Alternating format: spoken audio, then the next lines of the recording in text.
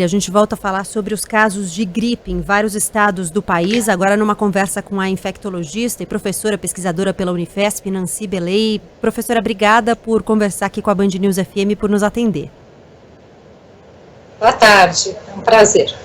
Bom, quero começar perguntando se essa é uma epidemia atípica. Bom, primeiro a gente pode dizer que em São Paulo a gente já tem uma epidemia, porque a gente trazia informação ontem de pesquisadores da Fiocruz dizendo que a chegada da epidemia de gripe vivida no Rio de Janeiro já era iminente em São Paulo, mas pelo aumento de casos que a gente tem sentido, a gente pode dizer que São Paulo também já vive essa epidemia?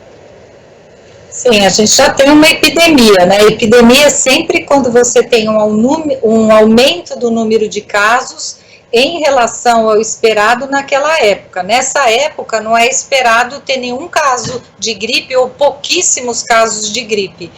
E a gente está vendo um aumento e um aumento progressivo semanalmente. Nós começamos a detectar aqui no dia 20 de novembro o primeiro paciente hospitalizado. E aí, semanalmente, foi aumentando. Hoje, por exemplo, nós tivemos 6 pacientes hospitalizados. Ontem, a gente teve 3. Na segunda-feira, teve mais. Então, a gente está tendo todo dia paciente hospitalizado. A gente tem informação de pronto-socorro atendendo vários pacientes que não hospitalizam. Claro que a ponta do iceberg é o paciente que hospitaliza, né? Mas, então, a gente já considera que tem uma epidemia na cidade de São Paulo. Vários locais estão atendendo muitos pacientes com influenza H3N2. E quem são essas pessoas hospitalizadas? O vírus, esse subtipo, né, do vírus influenza A, ele tem um grupo mais atingido?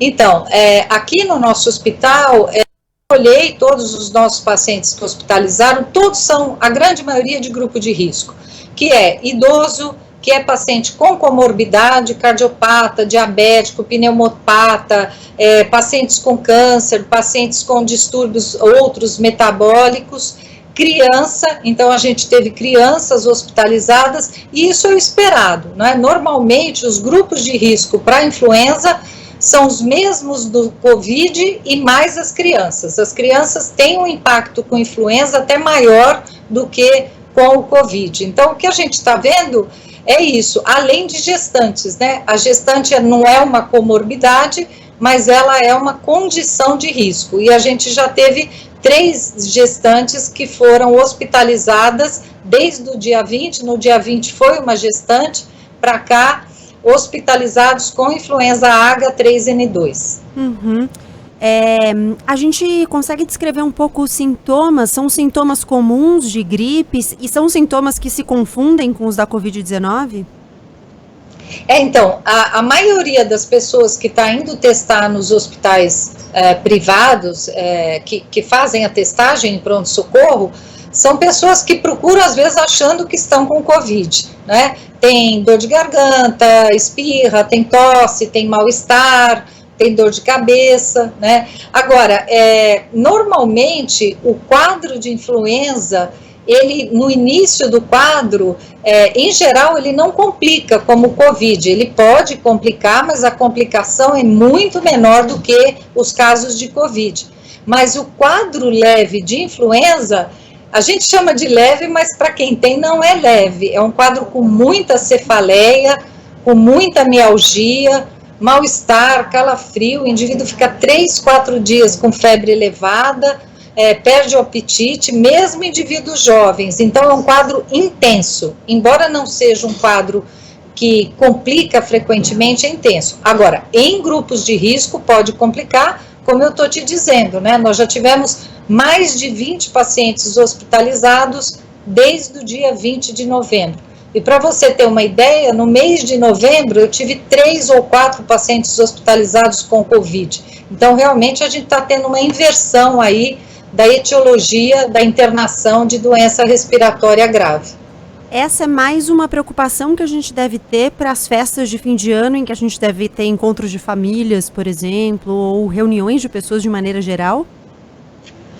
Então, acho que vale a pena a gente dar algumas dicas para a população. Então, a transmissão da cepa delta, e como é relatado para Ômicron, é muito grande. Então, em geral, o indivíduo já na fase pré-sintomática do Covid, ele transmite. Embora isso possa acontecer com influenza, o período de maior transmissão do influenza é com sintoma. Então, se você tem um sintoma, dor de garganta, espirra, tosse, dor de cabeça, ou um mal-estar súbito, está trabalhando, começa uma dor pelo corpo, acha que está cansado, você deve manter a máscara, se afastar, tentar procurar um serviço de saúde e ser avaliado. Eventualmente você poderá ser testado, depende de onde você procurar, mas mesmo que você não seja testado, se você tiver uma síndrome gripal com febre, por favor, se afaste pelo período febril e mais 24 horas dos seus familiares. Assim você evita a transmissão. E a gente tem medicação para tratar os casos que merecem ser tratados, né? É o Tamiflu, o nome comercial, e o nome genérico, Oseltamivir, que é a droga específica para a influenza. Então, é possível a gente controlar essa epidemia. As pessoas devem ter em mente que nós estamos em pandemia, então o melhor meio da gente controlar a transmissão de qualquer vírus respiratório são os cuidados que todo mundo já conhece. Influenza, a mesma coisa. Então, se você tiver a síndrome gripal, se afaste, se isole, pelo menos por 5 a 7 dias, que é o período de maior transmissão para os seus familiares, e depois vá para as festas, para aquilo que você tiver que conviver. Maravilha, essa dica super importante, então, esse isolamento de 5 a 6 dias, é isso? 5 a 7 dias, porque o período que o indivíduo com influenza mais transmite é o período que ele tem calafrio, sensação febril, febre e mais 24 horas. Então, se ele tem isso 3 dias, ele conta mais um dia e a partir daí ele já pode sair do isolamento. Em geral, dura em torno de 5 dias. Nas crianças, um pouquinho mais, até 7 dias.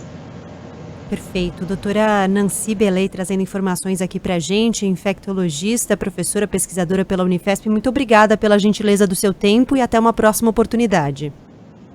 Obrigada, cuide-se bem. Tchau. Tchau.